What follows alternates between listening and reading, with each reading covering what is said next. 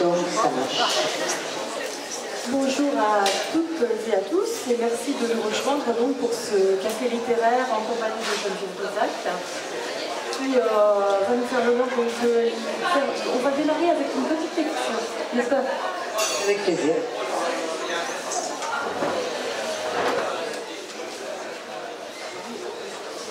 Alors je vais vous faire une lecture de quelques pages, très peu, de trop. Vous entendez bien?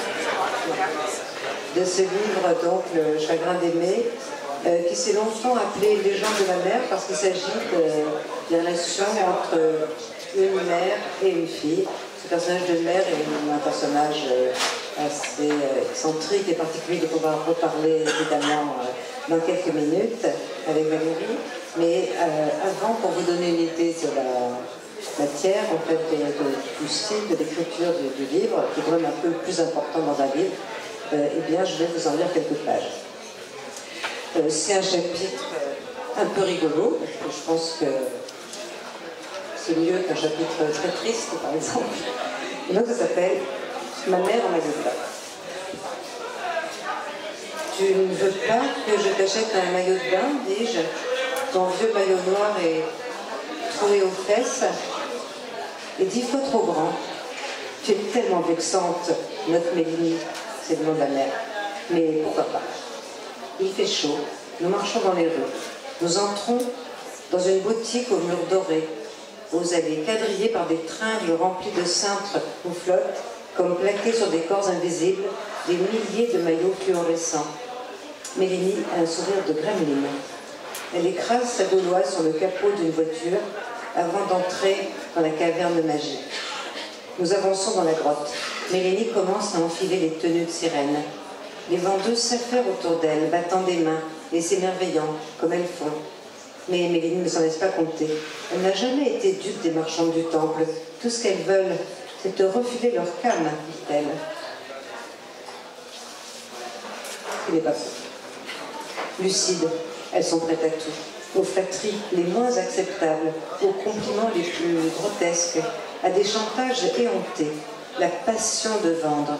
Moi, je n'ai jamais eu la passion d'acheter, alors nous ne sommes pas faites pour nous entendre. Et essaye quand même, dis-je, et j'attends, sans trop y croire. Mais la voici, qui s'avance dans l'allée ombreuse, entre deux rayons de maillots de bain, voltigeant sous l'effet de la climatisation. Elle est emballée, comme un pot de miel, dans une sorte de coque jaune, qui lui donne bien entendu l'air d'un poussin diabolique. Le haut de ses cuisses flotte dans les vastes ouvertures du maillot, et ses bras maigres ressemblent à des ailes de moulin, tournicotant au hors du bustier massif. Sublime, la vendeuse, passant ses ongles vernis de noir dans ses cheveux rouges de fausse Mylène Farmer. Ses petits seins aux bouts roses et pointus sautillent hors de son t-shirt doré. Maman les observe avec une indulgence inhabituelle. Vous avez l'air d'une adolescente, avec vos cheveux en pétard assortis au maillot, dit la vendeuse en minaudant un fond. Et elle cogne le sol de son sabot à semelle rouge compensée, comme une girafe psychédélique. La banane jaunie à la nicotine de Mélinie reblique sur son front. Ses cheveux drus ondulent de plaisir, d'une belle manière verticale, très tonique, très mautarde. Elle sourit, contente de son effet. « Je ne me veux pas bien là, dit-elle avec un petit frisé à la joue. » Et elle franchit les portes coulissantes et elle se retrouve dans la rue, sous le soleil, les mains sur les hanches, les pieds dans ses chaussettes à doigts. Nous la suivons. Elle prend des pauses devant la vitrine. Elle est vraiment très contente. Les passants se retournent.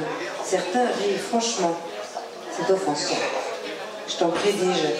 On est en ville, pas à la plage. Mélinie l'ignore, elle s'adresse à la vendeuse. Mon lapin, vous ne trouvez pas qu'il est un peu trop décolleté? À mon âge, c'est ridicule, non, de montrer la naissance des seins. C'est pas comme vous, avec votre adorable poitrine. Vous pourriez parfaitement vous balader torse nu. Oh, madame, dit la vendeuse ravie, vous êtes trop gentille. Le maillot vous va à merveille. Il a l'air fait pour vous. Le jaune, l'orange, le bleu, ça vous donne un air joyeux. Mélinie s'éloigne. Elle est déjà dans la rue, elle vogue vers le boulevard. Elle jubile, elle sort une cigarette. Elle arrête un passant. Auriez-vous l'obligeance de me donner du feu, cher monsieur? Je cours. Je l'attrape par l'épaule. Je la bloque. Tu rentres immédiatement, maman, ça suffit. Le monsieur me regarde avec mépris. Il allume la cigarette de ma mère et puis il s'éloigne. Mélanie nous lance à la vendeuse et à moi-même son sourire de vent.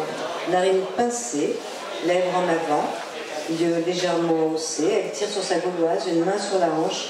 Ses chaussettes à doigts multicolores me fendent le cœur. Je ne résignerai jamais à avoir engendré un être aussi conventionnel que toi, dit-elle, en égrenant un rire perlé et en montrant les dents. Moi, j'aime énormément ce maillot de bain.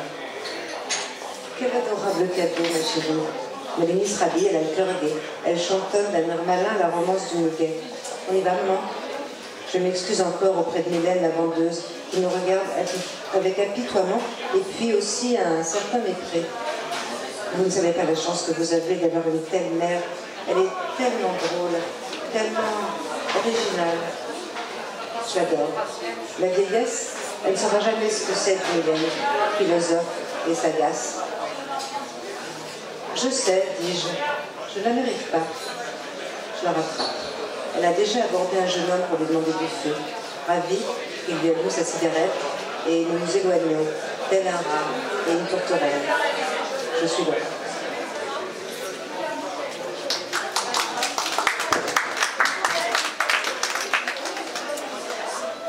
Et voilà, touchant et émouvant.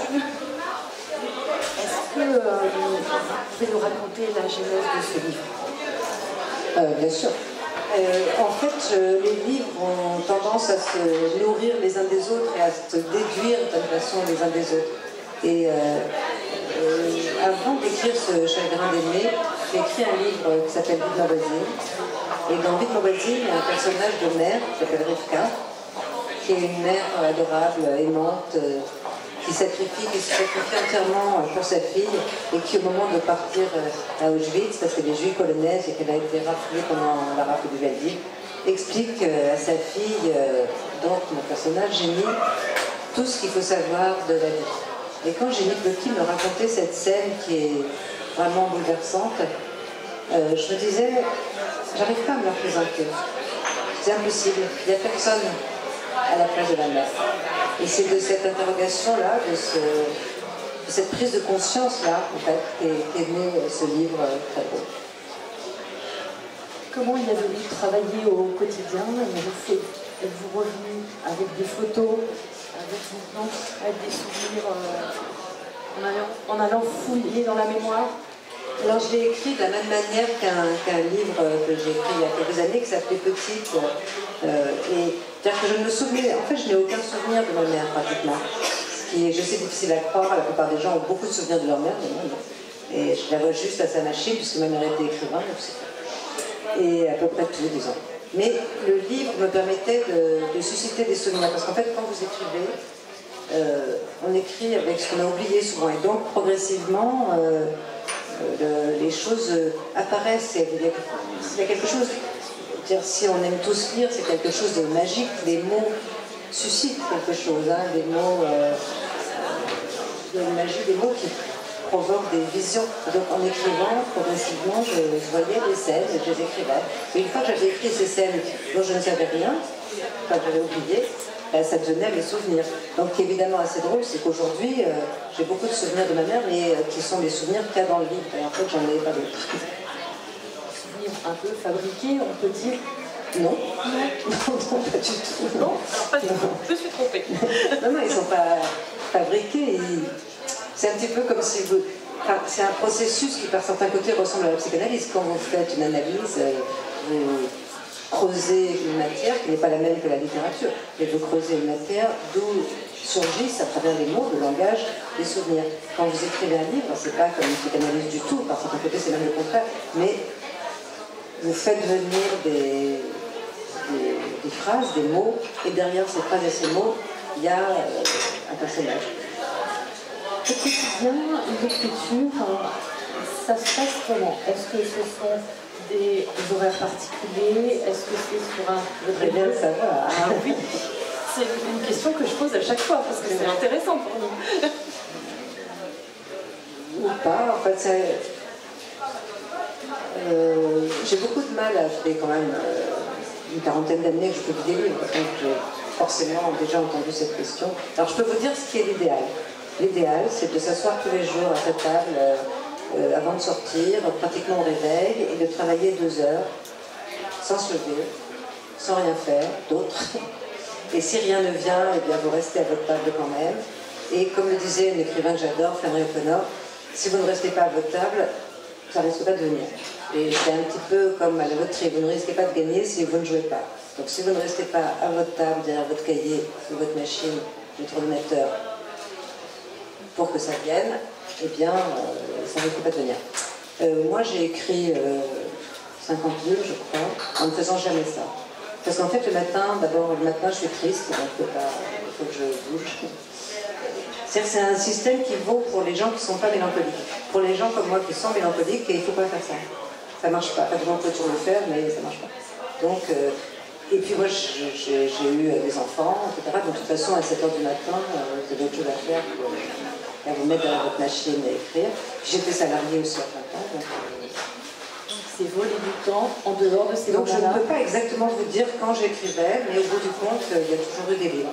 Et l'autre solution, c'est la solution de Kafka en fait.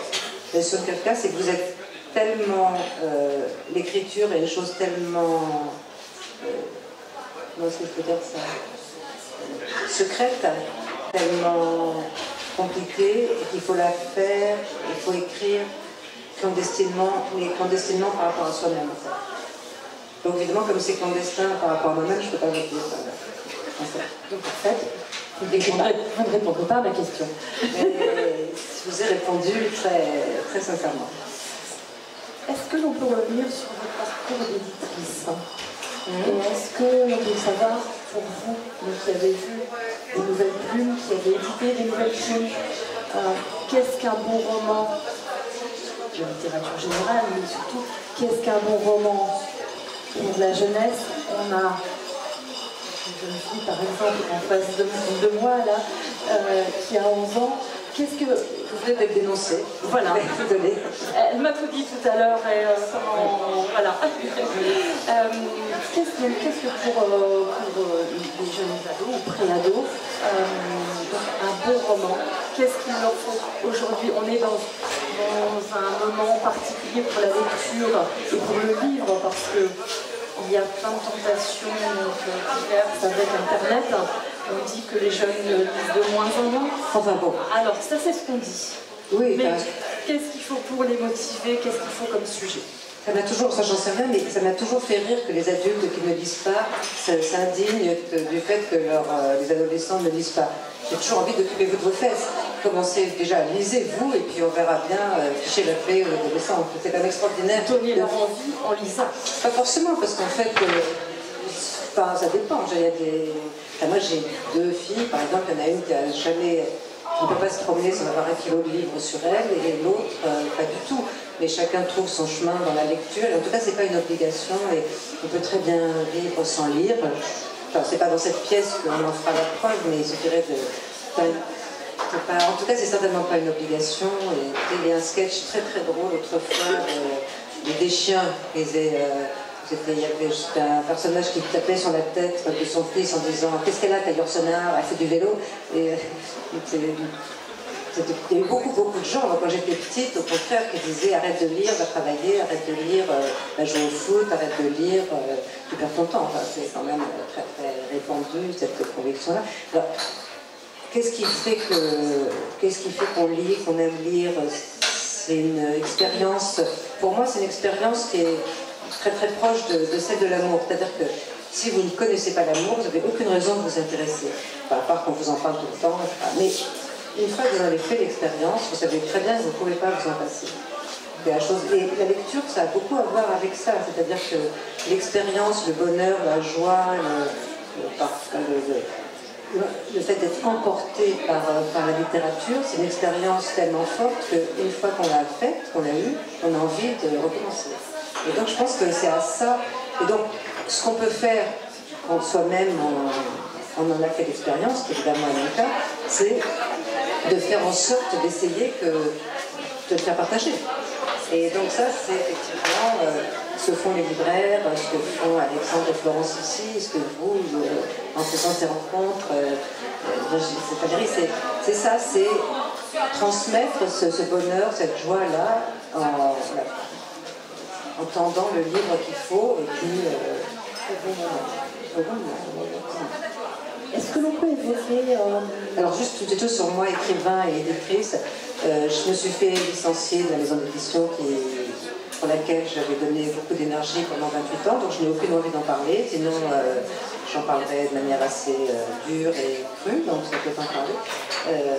En général, pas simplement parce qu'aujourd'hui, dans beaucoup d'entreprises, comme vous le savez, la productivité ou les chiffres ont remplacé, disons, les convictions. Voilà. Et ça, je pense que tout le monde, enfin beaucoup de gens font l'expérience d'une manière ou d'une autre. Et cette déshumanisation du travail est une grande cause de souffrance pour moi. Je pense que c'est une grande cause de souffrance dans ce pays aujourd'hui. Et c'est fort dommage. Donc ça, j'en parlerai pas. En revanche, c'est une autre chose dont je peux parler, c'est qu'est-ce qui peut amener un écrivain, pour moi, j'ai toujours été écrivain depuis que j'ai 11 ans, à faire en sorte, à vouloir que d'autres personnes deviennent écrivains à leur tour. Alors ça se rapproche un petit peu de la lecture, dans le sens où quand on a expérimenté le bonheur d'écrire et de partager ce qu'on écrit avec d'autres personnes, on a tendance, et moi j'ai toujours eu ce don-là, à détecter chez l'un ou l'autre des gens qui peut-être sont porteurs de ça ou pas. Parce que, on disait tout à l'heure que pour écrire, il faut s'asseoir à sa table et voir si quelque chose vient. Il y a évidemment sur la Terre énormément de gens qui sont sans doute des poètes formidables, mais qui ne peuvent pas en faire l'expérience. De même qu'il y a énormément de gens qui ne sont absolument pas des écrivains et qui publient des livres. Les deux existent par et donc, moi, ma mère, donc, pour revenir à elle une seconde, disait que les écrivains étaient des gens très antipathiques. Elle en connaissait un rayon plus qu'elle-même l'était. Et elle disait c'est des gens très égoïstes, très narcissiques, centrés sur eux-mêmes, qui se fichent complètement des autres. Et alors évidemment, quand vous êtes une petite fille, c'est pas une... vous ne dites pas c'est ça que je vais devenir. Je vais devenir une personne sans cœur, très égoïste, très géniarde, toujours en train de se plaindre et de rien donner aux autres. Ce n'est pas le modèle que vous avez. Donc, et pourtant, évidemment, c'était certain que j'allais devenir écrivain. Donc j'ai essayé de contourner le truc en devenant un écrivain qui partage avec les autres. Alors c'est compliqué parce qu'un écrivain qui partage avec les autres, qui ne se met pas en avant, qui favorise les plumes des autres, etc. Ça présente un certain nombre d'inconvénients, comme toutes les choses qu'on fait collectivement quand les autres se comportent individuellement. Évidemment, ça peut être décevant parfois. Et d'ailleurs, ça l'a été très décevant. Mais au fond, je m'en fiche parce que c'était mon chemin à moi. Mais disons que moi, j'avais cette idée un peu... on va dire presque 68 ans, puisqu'on parle beaucoup de 68 ces temps-ci, et qu'on en parle souvent en mal. Moi, j'avais cette idée qu'on pouvait faire les choses ensemble, que de même qu'un visage n'exclut pas un autre visage, un livre n'exclut pas un autre livre, que vous pouvez aimer ce livre et puis aimer tel autre livre, vous pouvez aimer cette personne et telle autre personne, et donc on pourrait être plusieurs. Mais le monde de la littérature et le monde des écrivains est un monde où ce qui compte, c'est quand même que vous faites remarquer, mais à condition de moi vous faire taire.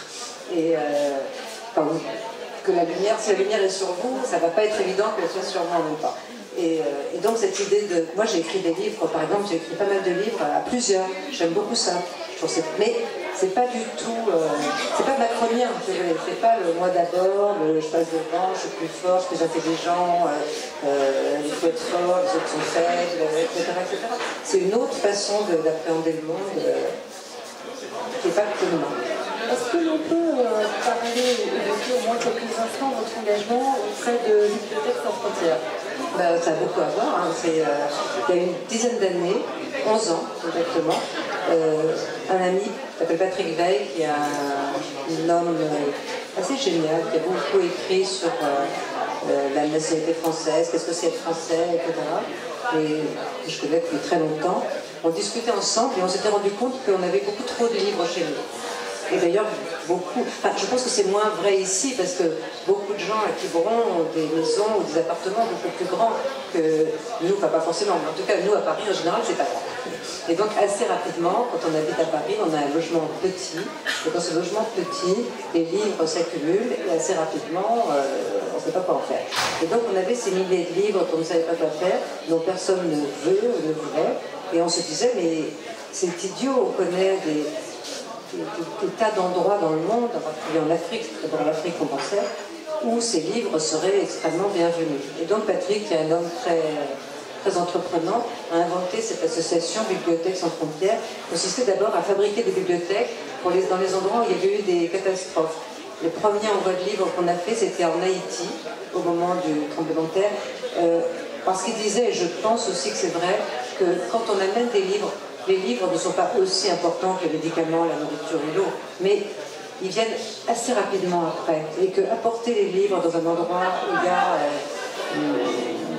parfois dans les camps d'ailleurs de réfugiés, dans les camps de rétention, etc., c'est limité, et ça, il y a des études qui ont été faites là-dessus, on diminue presque immédiatement la violence. C'est même simplement parce que l'ennui, l'occupation, etc., favorise beaucoup la violence. Mais si vous donnez aux gens des livres, des logiciels, de quoi étudier aussi. Et l'étude est... Enfin, je ne connais pas de meilleur chemin vers la paix que l'étude. C'est le contraire de la guerre, l'étude. Et donc c'est ça qu'on a fait. Et puis cette organisation qui a 11 ans comportait un salarié et on envoyait péniblement des livres dans quelques pays comme ça. C'est devenu aujourd'hui, il y a 250 salariés et des centres absolument partout dans le monde. On a inventé un truc qui s'appelle une Ideas Box, un genre de container qui contient 200 livres, 40 logiciels, de quoi faire des études en maths, etc. Et puis les logiciels, c'est bien parce que les ordinateurs, c'est aussi une façon, quand vous êtes dans un camp de réfugiés, de communiquer, évidemment, de se former. Alors évidemment, l'inconvénient aujourd'hui, dans les moments de tension qu'on vit, favoriser la communication Internet, évidemment, ça peut être aussi assez prudent, ça peut être compliqué. Mais n'empêche que moi, je suis très fière d'être la vice-présidente de Bibliothèques sans frontières. Je vais vous remercier pour cet instant passé en votre compagnie, remercier donc toutes les personnes qui ont assisté, les inviter à vous rejoindre sur votre stand dans la pièce à côté, voilà, pour poursuivre la conversation et en savoir un peu plus sur ce livre, donc Le Chagrin d'aimer. Merci à vous. Bon après-midi.